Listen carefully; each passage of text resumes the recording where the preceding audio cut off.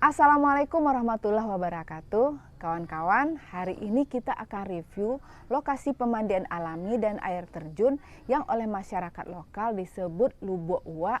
Ada juga yang disebut Sarasah Uwak atau Sarasah Ladang Uwak. Tetapi di Google Map kawan-kawan bisa ketemu dengan air terjun Ambon Suri. Review kita akan kita mulai dari gerbang Universitas Andalas.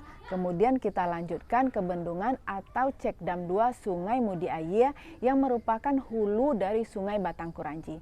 Kemudian kita akan menyeberangi ladang atau kebun uwak yang sangat luas untuk sampai ke lokasi.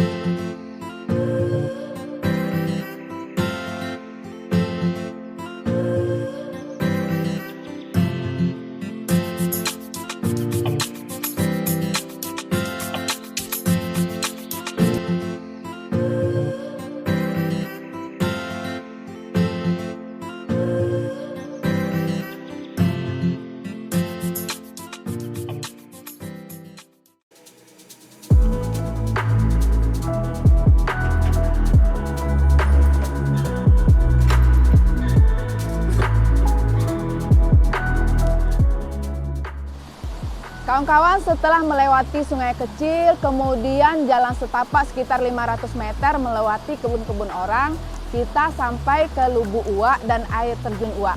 Cantik ya kawan-kawan?